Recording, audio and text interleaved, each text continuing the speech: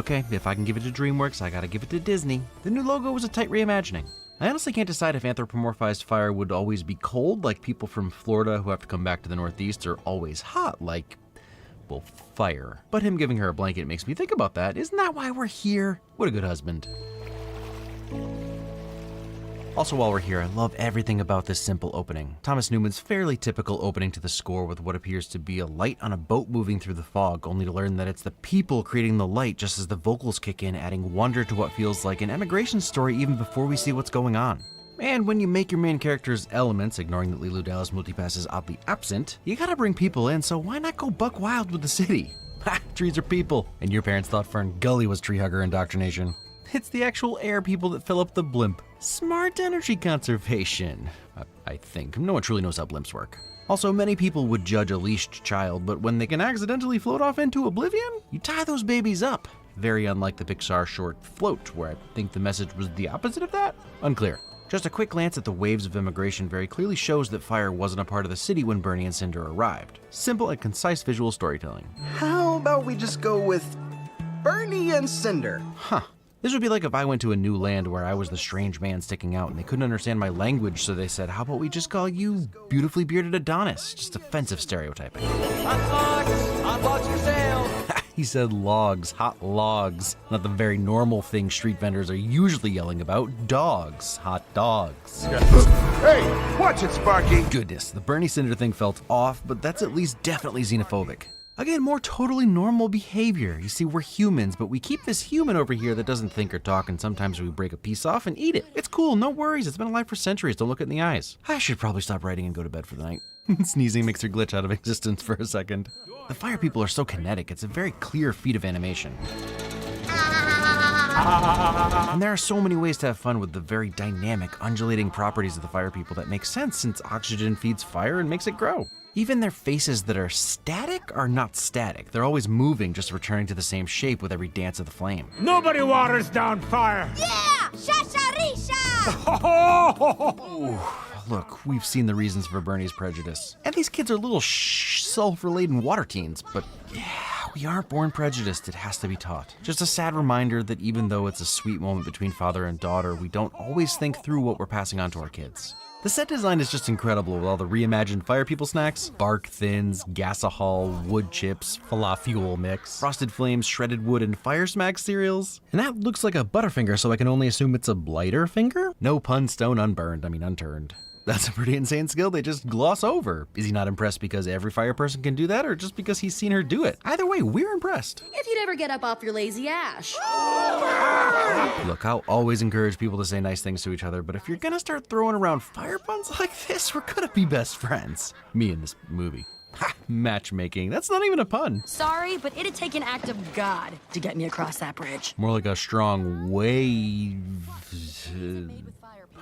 You'll have to wade through the. No. She'll need to wade into that situation. Nailed it. An act of God or an act of Claude? Appropriate reaction. Love all the English and then I assume fire-ish language signs in Firetown. Matchbooks. It's pun heaven. Barbecue stroller. Triota. Winner, winner, charcoal dinner. What a realistic touch in the animation to have her instinctively and sweetly stop the door from slamming when she noticed her dad is sleeping. Be back in 5 minutes. First I was like, okay, so the different flame hues are just like natural different skin tones, but then they confirmed that going purple is dangerous and seemingly a sign of anger. So like, do some of these people just run angry all the time? Is this kind of like Earth 65 where you can always see people's emotions? I love that we see tears before we even meet Wade. Crying is a big part of who he is. Flame. Pretty convenient that the curse words start with an F. Flame. The breaths, each one increasing or decreasing her flame intensity, just like a real fire. This sequence is such a fun contrast to her time bouncing around Firetown, where she clearly fits in comfortably, and now she's in a new part of the city where she's a danger to everything and everyone. Just realizing that all of the elements seem pretty much invincible. I guess the tree people might have a different experience getting hit by a car, but Ember burned this guy's hair for needles off, and he was mildly annoyed. I think I'd like to live here, some 17776 vibes. Never mind. Ha, it's a bushy beard. Sorry, beautiful beard. I love the little heat ray distortions around the fire people at all times. Always trying to water us down. He was a water person, Dad? But hey, look at that. She grew on her own and didn't carry on the same level of prejudice that her father had. You're so hot. Compliments. You're smoking. Compliments. Are you done yet? Yes, please. Generosity. Toot toot. Do clouds fart? This movie is bringing up a lot of unresolved things for me. Great slogan, though. I mean, there are lines you'll inevitably meet while exploring the limits of your team's slogan. Kerncraft 400 can't beat it. Bring some wind! Okay, they're in on it. I appreciate that. Oh So far, Ember's purple anger flame has been the source of the conflict in the movie, so this moment builds up to what we assume will be another blowout, making things even worse, but instead, it's Wade that calms her down. It's sort of subtle and under the radar because he's such an absolute goof, but it's important to the story that it's his empathy for someone else that snaps her out of it. Ha! A real wave, where body becomes one with the person sitting next to you. All right, back to not wanting to live here. Oh, and I'm back in. If that's legal in this game, I'm really starting to get jealous. I bet this is connected to that fluffin' leak. So everyone has an F word.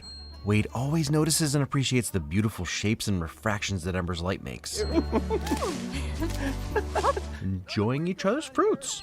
That's terrible in the world of the racial metaphor, but understandable in the element reality, which makes this movie a little confusing sometimes. But look at the security guard's name tag. You might have to actually read it out loud to get it. Ray Nide. Rainy day. The building flooded a few years later, so I missed my one chance to see a Bibisteria. But then also water ended up being the real danger to the garden, so even in elemental reality, they should have let them in. You must have been so scared. Dang, empathy on steroids. The usual response to outrage is to mirror the outrage, but Wade saw through the anger immediately and it took her by surprise. Sometimes when I lose my temper, I think it's just me trying to tell me something I'm not ready to hear. And that's like... I may have to go have a think about that one for a bit. I know I should be scared for Wade, but that scream is next level. Maybe a little pruning? That's a good line. I sincerely think that Wade had no clue what was going on, but it's both an inside joke and a bid for connection. See, the best riz is just being your genuine self. The colon dots are flames. All right, man, I was just singing your praises. Keep it together. I kid. He's a crier. Nothing wrong with that. Man, these are two characters made of non-solid state matter, and that was one of the most endearing moments of blossoming love. Flirting. I mean, dang, that whoops, forgot people can see me for a second look when staring at your love is so perfectly relatable. Again, Wade is the reason she calms down, and he's not even there this time. Lauv out here just warming our icy cold hearts with his enchanting falsetto melody, this upbeat vibe moving us along through their date and intensifying the connection we're watching unfold. It's good, is what I'm saying. This feels like a shot made for the world if meme, where it's always the weirdest thing, like the world if Groundhog Day was in July. It's the minerals.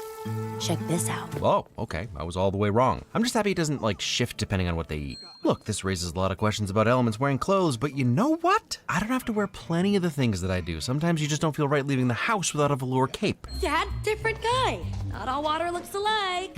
The cringe face she's giving. This dude's in love for sure.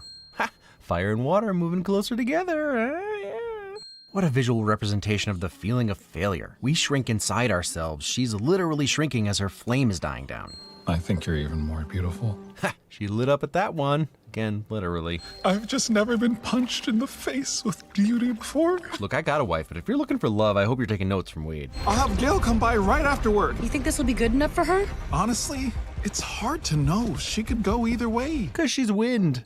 I like the idea of fire people just smoldering in a log as embers to sleep overnight. Realizing that this dude's epic mustache is made of, like, white caps made me finally realize that Wade's and most of the water people's hair is the same way, and I'm likening it to frosted tips. Can't change my mind, it's just the style here. Ha! Makes doormanning a lot easier when you can create waterfall blockades, doesn't it? Falls. They never miss. Oh, I'm so excited to finally meet you.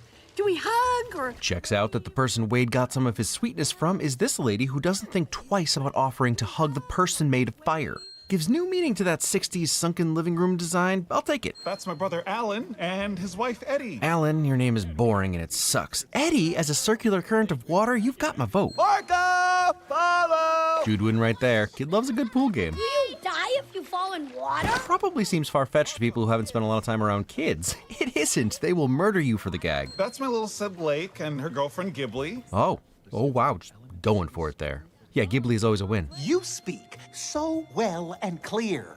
This time it's Wade's face. There are a couple microaggressions and some casual racism thrown around, but the idea that this is way more about the struggles for second-generation immigrants is starting to come into focus. The uncle thinks he's paying a compliment, Wade is flabbergasted and disgusted, and Ember just lets it roll off her shoulders. Pretty great representation. And he's deathly afraid of sponges. No.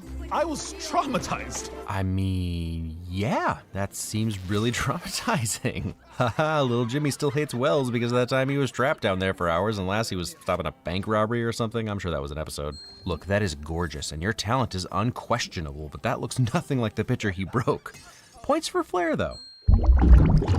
Ooh, thought bubble. Gross. And all I want now is to be near it, near you, together. That's not Riz, that's just love. And now that Mamadou Athie's smooth as silk voice is sincerely showcasing love, I'm feeling icky about my got a wife joke earlier, because that lady is my partner in all things. See, even I'm learning from Wade. I don't think I actually do want to run the shop. I know it's a pretty standard concept that we get angry rather than deal with issues, but the way Wade put it earlier is so concise. And Ember probably knew it from that moment, but still couldn't admit it to herself. I think it's just me trying to tell me something I'm not ready to hear. That's ridiculous. Because the only way to repay a sacrifice so big is by sacrificing your life too. I think we all understand what she's saying, and it's a selfless perspective, obviously. And as a child with parents, I can see why she'd think that. But as a dad, good Lord, please don't let my kids ever say or think anything like that about me. Your parents don't want you to sacrifice your life for them, literally or figuratively. They've done everything they're doing specifically so that you won't have to. You can't keep this dude down. Like, the flooded toilet. That's awful. A clogged drain. It's not much better. Like when you drink a bunch of water and then you throw up and never mind. I was gonna tell you tomorrow, but I'm too excited to sleep. I'm sorry, did Disney just reference the greatest commercial of all time that was for their own theme parks? Okay, guys, back to bed. We're too excited to sleep. Too excited. I heard that. But my father did not return the bow. See, now that's toxic parenting. Different cultures have different expectations, but withholding from your kids is never helpful or positive. And you're gonna need a pair of boots. Ha, she's got boots, and they are the smallest boots I've ever seen. Why do they even have these? Obviously just to keep the tree people out. Ah, the boots were for the bubble. Huh, gonna need to brush up on my living fire wearing rubber boots inside air bubble underwater physics. This is absolutely gorgeous, and such a thoughtful gesture from Wade with only a moderate risk of death. And there's something even more beautiful about it because the Vivisteria wouldn't open without Ember there.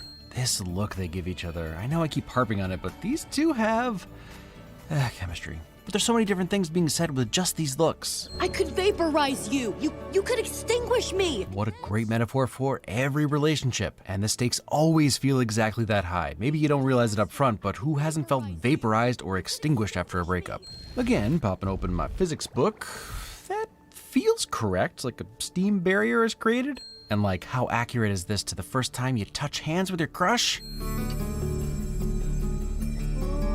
I don't know how Thomas Newman keeps creating new pieces of music with entirely new vibes that still capture a loving moment like this. Getting to do what you want is a luxury. Even as empathetic as Wade is, he still can't understand her experience, and I give the writers credit for acknowledging that. Come on, that's crazy, right? This lady gets it. We changed each other's chemistry. Another literal truth that applies to IRL relationships. Go! It hurts, but I'll always give props if you successfully white fang someone for their own good. This doesn't apply, go be with the man you love, Ember. You know I like reflections, and this one is a doozy because Ember looks at Firetown representing her father's wishes and one version of herself, and then over at the city representing Wade in a different future, and then it isn't until she looks into the glass ball she made for Wade that she sees herself existing with both locations, and that maybe it was a false dichotomy from the beginning? Didn't know we had a motocross champ with Ember, but here we are. Same picture that Wade saw the first time he met Ember. Ember, I have no regrets. True love. But I can't exist in a world without you. And even more. I really do love it when your light does that. See, noticing the small stuff like this is what it's all about. The shop was never the dream. You were the dream. My goodness, I thought we were done with the rough parent-child stuff. How many kids have wanted to hear that? How many parents have struggled to express that? What a line, and it's so true. Hugging, what a dad. You are perfect match. 10 out of 10. I know it's definitely happier than it is funny, but it's also funny.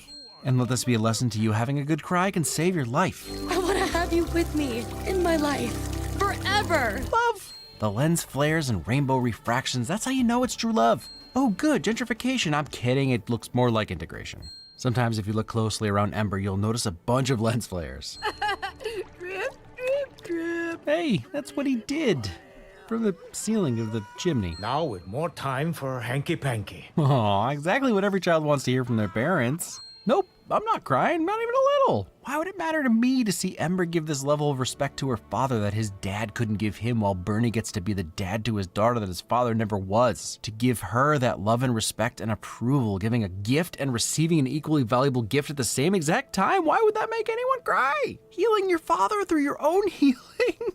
Even Cinder understands what it means to both of them. Seeing someone love your love, it's like the opposite of schadenfreude. How about mudita from Buddhism? It's the same feeling I get seeing my kids hug or Margot say to Jude, I love you, Judah. Love the symmetry of Bernie stepping off the ramp to start the movie and Ember stepping on to end it. Live back will steal the show to score some hanky-panky. Honestly, movies that don't continue the story a little in the credits are all dead to me now because this is the best thing ever. More hugging. Loving the final ads for things that would only sell the people of Element City. An umbrella that keeps you wet and a first aid kit for starting fires. Ah, there it is, a lighter finger. Spark burst. Maybe I'm just not remembering very well, but I don't feel like we've gotten very many unambiguous love story Disney or Pixar movies recently. Actually, I can't think of a single Pixar one. You could make an argument for WALL-E or Luca, plus love is always at the core, but rarely romantic love, and it was a Disney staple for years. So it's actually kind of refreshing to come back to a classic forbidden love story. Now, it's not the only thing happening, but it's the main thing, and it's done in a proven way that still avoids being cliche for the most part. Wade is really just such a likable, genuine guy, always wearing his heart in his sleeve. It would be hard to not root for them. But there's also a second-generation immigrant story that feels very personal to Peter Sohn, a second-generation immigrant himself. And even though this parent-child relationship has very specific hurdles, there's still a universality to it. Ember tries to live up to her father's expectations, not realizing that all he wants for her is to be happy. She's the dream. The shop was just a way to help her dream come true. And there's something that happens in these relationships that's even more nuanced, where at a young age, kids just want to be their parents. For many kids, our parents are the coolest people we know, partially because they're the only people we know for years and years. So Jude might think being a YouTube guy is cool because daddy does it, and then I foster that and I tell him he'd be great at it because he demonstrates a desire to follow that path, and then at some point we don't know whose dream it is anymore because I'm encouraging something I thought he loved, and he's trying to live up to this future I've created to be just like me. It's a chicken-egg situation that has to happen constantly. And it's never easy to be honest about these things when everyone is trying to save everyone else's feelings. Whether he needs to tell me he'd rather be a streamer or I need to say he'd suck at scripted content, no one is winning, and when those are the only two occupations available, I'm kidding, obviously. He can do whatever he wants as long as it's something I can say at a party without sighing first. Kidding again. I sincerely don't care. I just want him to be happy. And for me, Elemental captures all those messy feelings and relationship obstacles expertly. Like I said, there are specifics that I'll never truly understand. It was never a concern for me that not choosing to be a lumberjack like my dad would be some slight against our French-Canadian heritage. To his credit, my dad never pressured me in any direction and always supported me regardless of what I wanted to do. But many of us deal with a conundrum that is wanting to be our true selves while not letting down our parents. For me, it took becoming a parent to realize that there's nothing Jude or Margot could do to let me down, and I'll be there to help and guide in any way I can along the way. What are we talking about? A movie? Couldn't be. This cast is great, the feels are off the charts, the world building is spectacular even if I'm left wanting to know more and see more. I didn't have much in the way of expectations, and I really love it now. Next week, a fast one.